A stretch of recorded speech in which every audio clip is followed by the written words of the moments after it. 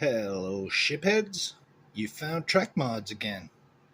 Welcome back. Thanks for clicking, scrolling, tapping, however it is you're finding this. Thanks for watching. Today, we're going to take a look at the Enterprise D exploding over Veridian 3. Let's go check it out. Alright, here she is. The Enterprise D exploding over Veridian 3. You know, as it does. So, there's a bit of a story with this one. I got an email one day from a hobby website that I dealt with before, and they were having this big sale of Star Trek kits. So I was scrolling through, and I was like, ooh, the Enterprise D. That's the one I had when I was younger. And it was only $15. So I got it. And silly me, I didn't check the scale when I got it. We can see this is the 2500 scale kit. It was only $10, whatever. So I was like, I'll have some fun building this. This is a solid kit with no clear parts. It's not supposed to separate. But, you know, this is Trek Mods, so of course we're going to make it separate. I actually have another kit right here, the same one. So I have another chance of doing this. So what I did was I cut along this separation line on the top piece and the bottom piece. I put those two back together, and then I went ahead and I built the top of the Cobra head here. You can see I've got magnets in there. I think I want to take those out, fill the holes, and fix up this top piece a little. Got the phaser strip. See carve some detail panels in there. It's got the battle bridge underneath, which I made from a little piece of the NX-01 refit kit that I didn't use.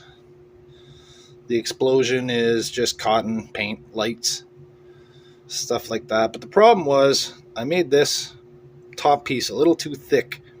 So it would click in, but it wouldn't hold the weight of the saucer because it wasn't getting enough bite with the magnets there. They were just kind of pulling away. And I was going to scrap this, put it to the side, start working on the next project. And then I got an email from Sean over at the Sci-Fi Model Guy. And I was watching one of his videos a few months back before I even started making videos. And he was asking for viewer submissions. So I thought, what the heck? And I sent him a couple pictures of the USS Reclamation, which is the one that I made from junk around the house. This one right here.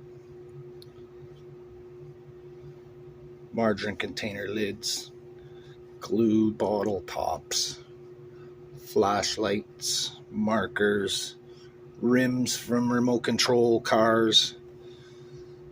This is the top of a Gorilla Glue bottle. So I made that out of junk around the house.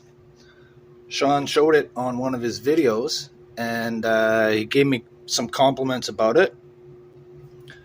So then I sent him a couple pictures of the Discovery Enterprise refit that I did, and he showed that in one of his videos. And I sent him a couple pictures of the NX-01 refit, and he showed that too. And then when he got the pictures of the Enterprise D is when I was about to scrap the project because I was having problems with it.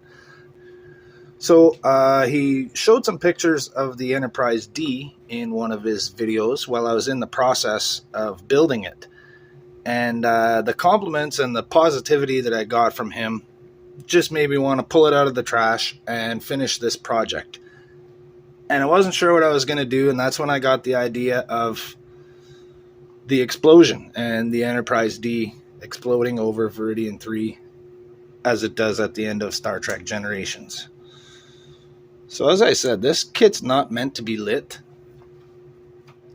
but this is Trek Mods. So I made like a little slideshow video of this one, the process of making it here. It shows how I made the chiller grills out of some lenticular plastic from one of those 3D pictures.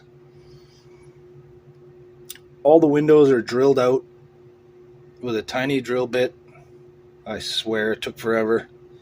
The deflector dish here, I basically separated it into pieces and mounted the pieces onto a clear lucite piece.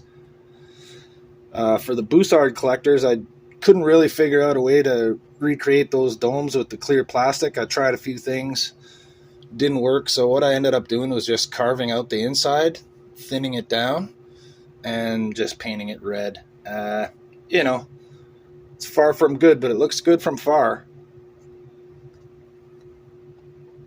So I mounted this on 2 separate stands, so we can just kind of move it to wherever we want. Display this how we like.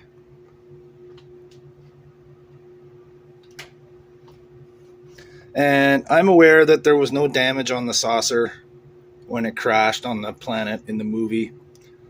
But I had these decals from the Reliant kit, and I'm not going to use them. I plan on doing something else with that. So I figured, why not put them on here? Just gives it a little extra detail, add some drama to the scene. You know what I mean? Got some on the neck here, on the nacelles.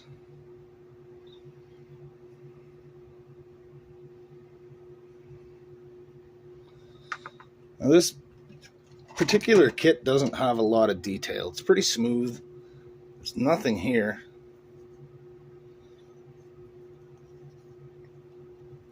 And I was looking at some reference photos, and I wanted to get that detail you see on the back pile. I don't know if you can see that, but I made this little piece, just a couple pieces of plastic stacked, carved out the rectangular part there.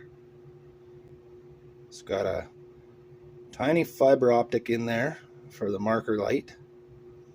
Just painted the fiber optic red.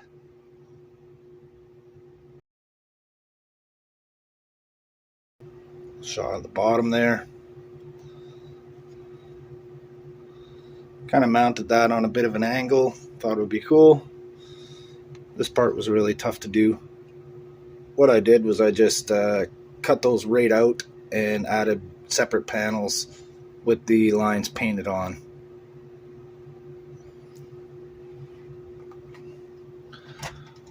So I have another chance to do this one, but the only problem is this kit doesn't come with the Aztec decals. It's part of a 3-ship set. I got the 2500 scale original Enterprise, and it's got the 2500 scale refit Enterprise. And guess what? Because this is Trek mods, I'm going to light these little tiny ships. So I got these little lights here. It's like a flexible rubber. And it's got tiny LEDs inside. And they just glow a beautiful blue. For an example, here's the refit model.